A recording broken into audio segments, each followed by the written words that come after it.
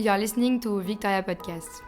Hello, fellow dreamer, and welcome to the fourth episode of Startup Ignition. Your journey begins here. I'm Victoria, your host and guide on this exciting journey into the world of startup. I will answer all the questions you ask yourself when you want to launch a startup. Before we dive into today's topic, let me take a moment to introduce our guest, Bernardo Aceituno, co-founder of StackAI. Please tell us more about you. Thank you for inviting me, Victoria. It's a pleasure to be here and a pleasure to enjoy Paris. Amazing. Thank you, Bernardo, for being here and for coming to my place for recording this podcast. So tell me a little bit more about your journey. Yeah, so my name is Bernardo. I'm the co-founder of StackAI. I can tell you a bit about StackAI. StackAI, we're a startup based in San Francisco. We have a software which is a low-code tool, which basically allows you to very easily, without technical expertise, connect data from your organization, either coming from document storage like Google Drive, SharePoint, or databases like Snowflake, MySQL, Postgres, into language models like OpenAI GPT, Google Gemini, Anthropic Claude, and use this to build back office automations or AI assistants that are very tailored to your organization. Before founding StackAI, I was a student at MIT. I was doing my PhD in computer science, where I worked in problems in reinforcement learning, optimization, planning. Before that, I was working in Facebook AI research, now Meta AI, where I work on reinforcement learning with differentiable simulation and had a lot of fun doing research back in the day. Before that, I was a founder as well, and the story keeps going. So how many startups did you launch before? So I launched one startup in the past before that, and tried many things before beginning StackAI while I was a student at MIT. Many projects, and that's how things channel into what we're doing today. So you launched one startup before, and now you have StackAI. So what was your past project, and what did you learn from it to make StackAI your project today? Yeah, so my first startup ever was back when I was in Venezuela as an undergrad. I didn't know that. Yeah, it was crazy. And but it was actually like a fintech project I started when I finished my undergrad, trying to help small businesses accept payments in foreign currency or with crypto, using a small app that we were distributing to small businesses.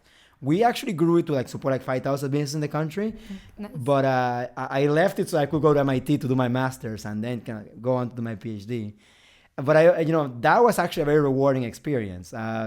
We had to be very proactive, move around. I was a very young man, so I didn't know much about how the world worked.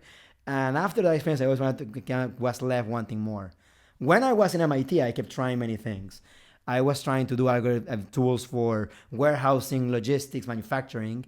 And alongside with my actual current co-founder, we tried many projects. We tried doing systems for monitoring factories and warehouses with cameras, or by using robots in logistics. And that experience informed us towards what we really like doing and what was the best use of our skills. And eventually that turned into what StackAI is today, which was about democratizing the access for AI into the enterprise and the corporate world. So at the end of the day, you always had this entrepreneurial spirit. You always want to launch a startup. You always try in your life to launch projects and to work on different projects. So I think it's super impressive, but it shows to investors that you really have that in the blood, no? Yes, your hair is always on fire. You need to do something, otherwise it's like you get bored. I get bored. I completely understand that. So basically, we met when you were at MIT. You had this past startup, but did you manage to raise funds with your robotic startup? So we were not focused on raising funds at the time. We were most focused on validating if there was a market or an idea. We built an MVP. We tried to get some clients. We struggled to get clients. So we said, okay, maybe this is not the biggest need in the world. We cannot get any clients. So that pivoted into that computer vision project we were doing. And there we got some interest. We got some LOIs. We were discussing doing some pilots. But we were struggling to get into it because we were still students.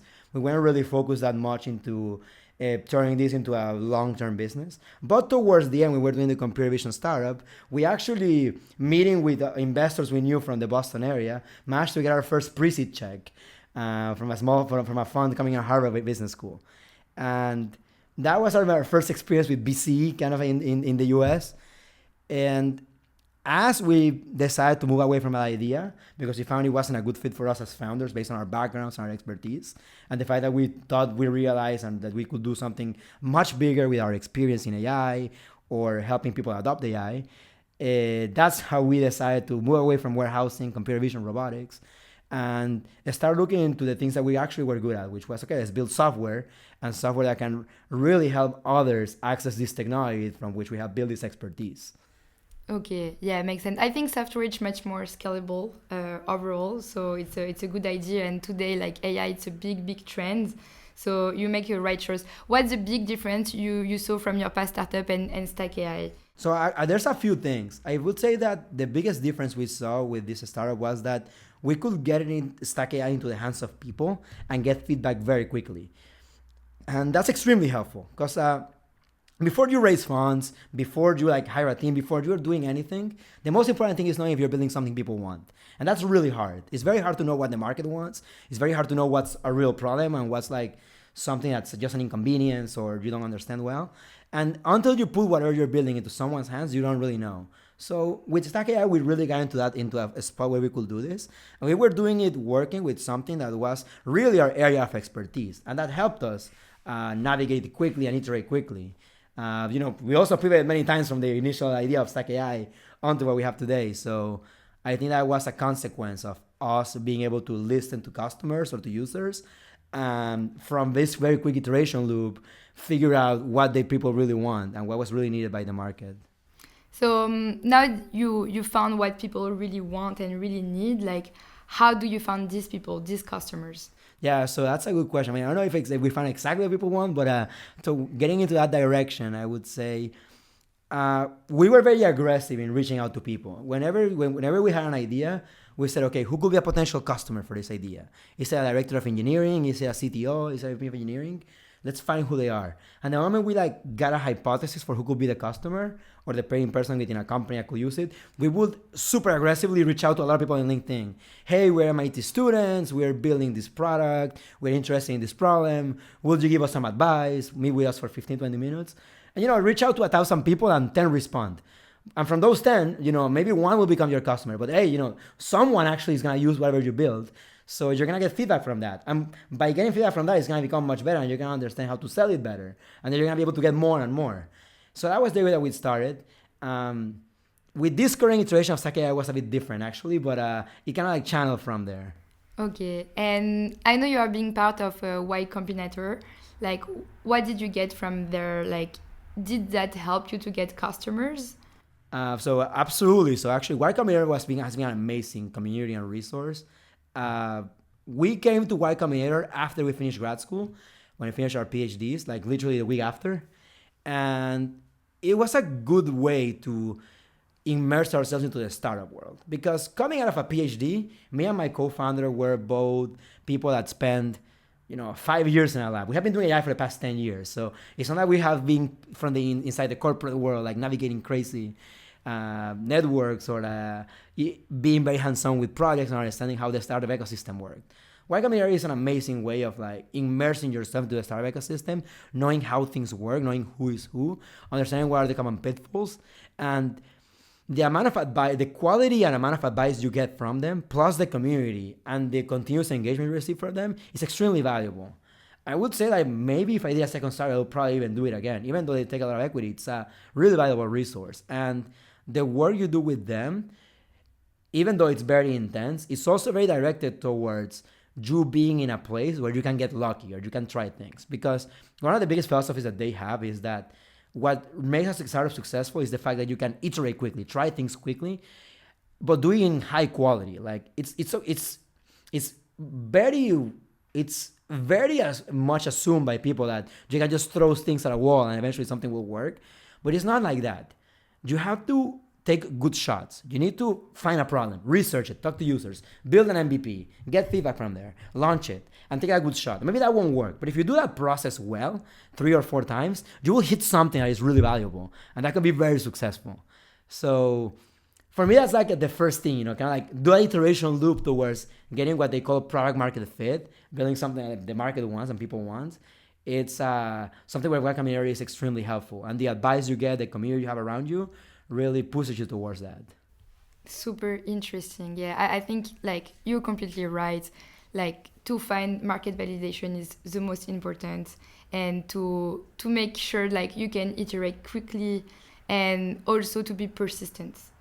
Even if you fail, it's okay. You're gonna find like another way to make it successful. Just like continue, keep going, and you will make it at some point. And Yeah. you make it like depending on what is the definition of like what Yeah. is successful. But today, like you start to have like a real successful startup. Like you manage to raise funds from top tier investors, and this is a first win like for a startup. Now that you have market validation, um, how helpful is your network and how do you leverage it? Yeah, that's a good question. Because network is something you proactively build. It's very innate towards you using it as a resource around you. Whether the people you know or people in common that help you. Y Combinator is very helpful at giving you a network. Universities are very helpful at giving you a network. When you're in MIT or in Harvard or Polytechnique, whatever, you know people that know people. And people naturally come to you because they are aware of the brand that it gives you. Uh, Using the network is something you need to be careful about, I think. Like, I wouldn't say it's the first thing you should go for with a startup. I think it can help you like reach out to clients or like get some advice at first, and that can be a good way to approach it when you're trying ideas. And when you're fundraising, it can help you like maybe approach some people that you won't have access to. I would say when you're beginning a startup, this process of making something people want is very much dictated by finding the niche or market you care about and like then reaching out to it very proactively.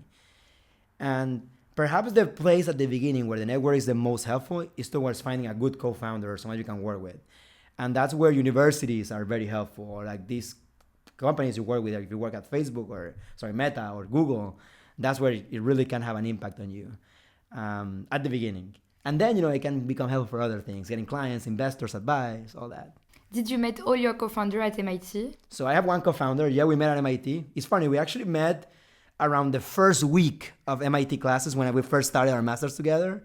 Then we both did our masters. We both branched out. He went to spend some time in NASA JPL. I went to spend some time in Facebook AI research. We came back to MIT and we were okay. Like, you want to do a startup? Yeah. You want to do a startup? Yeah. Okay, let's do a startup. But it's funny that you both came back to MIT. Like MIT is your house. Like yeah, literally. Like we were neighbors also. Like we lived like 3 blocks away, like a block away. So it's very funny. That's funny. And also like as I was saying, we met when you were at MIT. So like yeah, Boston give a lot of network and connection. Yeah. By the way, like you are the one who gave me the idea to like launch this podcast. So also like network give you ideas, like help to grow, like, and thanks to you, like thank you Bernardo, like now today here I am like with you to do my own podcast. But back like in SF, like in December when we were in this bar playing BRs talking about startup, you told me like you should launch a podcast. So now here we are. And you know the people, you enjoy sharing ideas, yeah,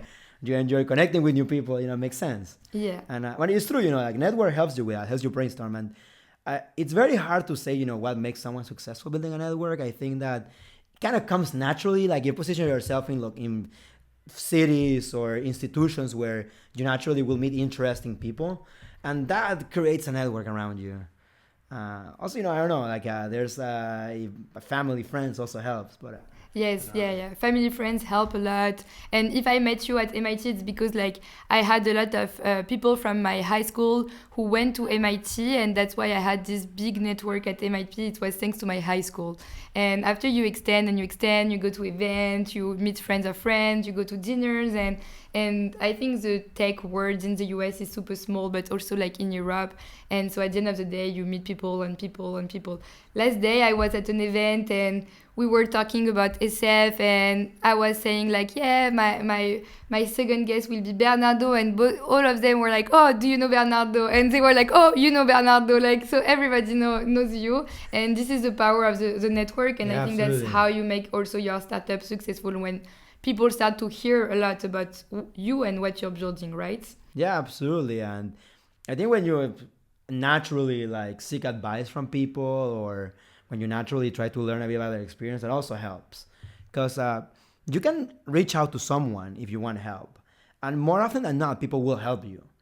And people, I feel, are afraid of that many times.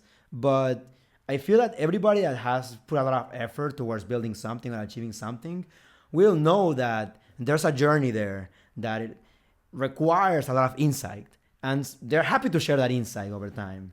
So I think a big part of that network is actually like asking for help to people also, and asking to people, okay, who I could get help, asking to your friends or colleagues, who can help me with this? Who would you advise me to? Can you introduce me?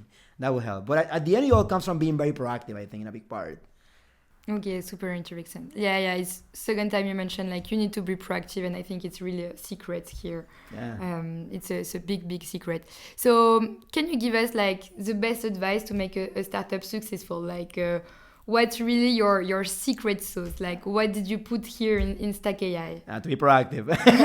Okay. Yeah. Don't forget, be proactive. No, but honestly, like the biggest thing I think is to really like get yourself into positions where it's under your control to be successful or not, like where you can actually like put in the work and try. The most important thing always will be making something people want, and that's very hard. I mean, getting product market fit is the number one hardest thing in a startup. Then there's other things that are hard. Hiring people is really hard too, but finding product market fit is extremely difficult. And a big part of that is because it requires to be extremely proactive. We need to really reach out to people, build something, get feedback on whatever you build. And it doesn't matter if it's like an Excel sheet or like a proper MVP of a product build, with a full stack application, or if it's like, just some Figma designs, but you need to get feedback on that. And then you need to iterate on that. And then at one point you need to make the decision, okay, this is not working. And then you need to, based on the insights you have gathered so far, decide to do something else. So it requires an extraordinary amount of work, criteria, self-criticism, and in the end, it's all about being proactive in choosing to do these things, and being very honest with yourself, and being also very persistent. And it's hard to do these things because some people get caught into what we call pivot hell, which is that they pick an idea, they kind of build it, then they build something else, and that also is bad because you don't get to properly explore anything. So you don't have enough level of persistence to actually validate it properly. Whereas sometimes you pick the right idea, an idea you really like, and you get stuck on it for a long time, and it goes nowhere. And that was because you weren't open enough to the signals that you were getting from the market. And that's also hard because you were not proactively enough seeking ways to demonstrate that your idea may not have been a good fit. And that effort is truly what I think distinguishes companies that achieve success or not. It's very hard. So you need to be agile at the end of the day. Like you don't have to push too much in one idea, but you have to push enough just to make sure that this idea is not a great fit for the market. And when you have enough like light that tell you like, yeah, this is not a great fit for the market, you need to be able to like pivot. Yeah, very much. And sometimes it's a matter of timing. Sometimes, you start with an idea in January and it's not a great fit, but then some new technology or some new regulation comes out and it becomes a perfect fit for the market 2 months after.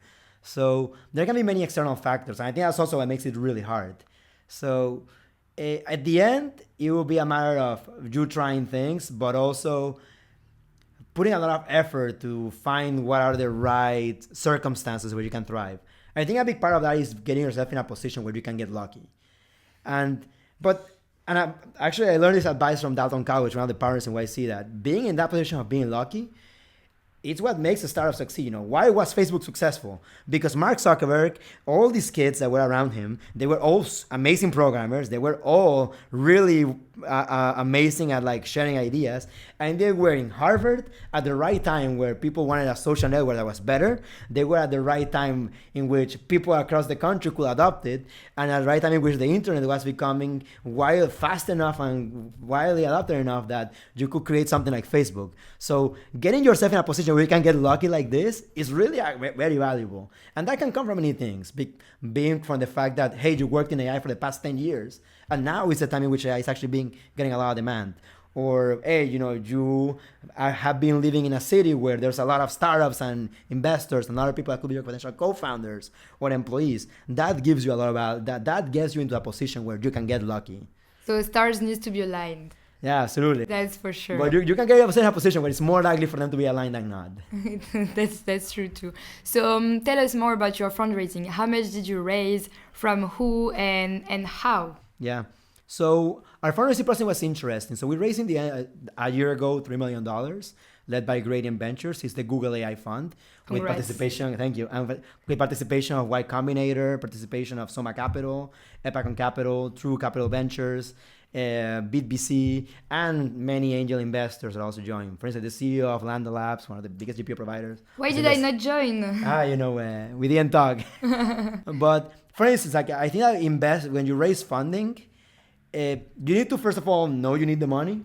You need to be very honest with yourself about how much money you need, and do it as fast as possible because raising funds is a full-time job. When we did it, we were doing Y Combinator, and Y Combinator does it in a very convenient way because there's a deadline at which the program ends, and investors want to meet with you before that deadline, around that deadline.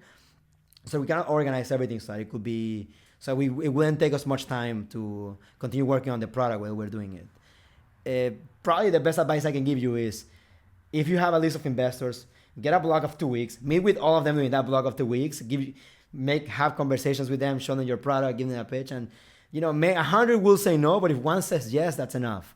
As long as it can give you enough resources to then start building things over. But how did you find your lead investor, and why did you choose them? Yeah, so investors reach out to us. Normally, if you have a profile that is interesting to investors and you have a startup that sounds interesting for the market, the moment you put a post on LinkedIn or Twitter, you're gonna have 20 emails from VCs that want to meet with you. That's true. I reach out a lot to startup with when founders have a good background, and when even if there are not so much info about the startup online, if just the startup look interesting, I will reach out just in case. Yeah, no, it doesn't mean that they're gonna invest, but at least you have the lead there, and you can meet with a couple hundred investors, in a period of 2 weeks, 100 investors easily, and the important point there is to start talking to them, understanding what's the policy of their fund, and talk to other founders about their fund. We did this. We talked to many investors. Many said no. A few said yes. In the end, we had a decision between a few funds that wanted to lead around. And a big factor that came to us into deciding who could be a good lead was based on the experience other founders had with our portfolio. Having a network where you know other founders and can reach out to them is very helpful because they will tell you what was their experience with them very openly. And you can see based on that experience, whether if it was a worthy partnership, if it was a partnership that was very demanding or not. I wouldn't say I'm super experienced with fundraising. I haven't done Series A, B, C, D, E, F, IPO yet. But based on my experience, it's very important you have investors that are aligned with you and that are going to support you through that journey without becoming an obstacle rather than an enabler.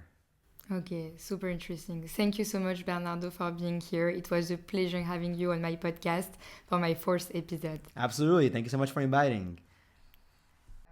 In the next episode, we're going to continue this conversation with a VC fund who's going to teach us how to fundraise once you have enough traction to start building your idea. Thank you very much for coming today. I'm Victoria Safar, and this is the...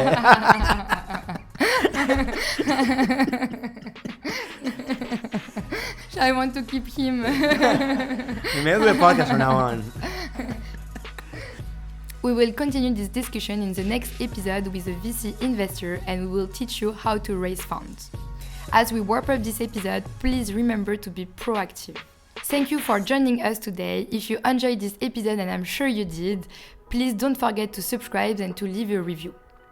To support this podcast, you can also follow us on LinkedIn, talk about us to your fellow dreamers, and even more, help us to help you better, ask us your questions. See you in the next episode, Securing Investment, a guide for first-time founders.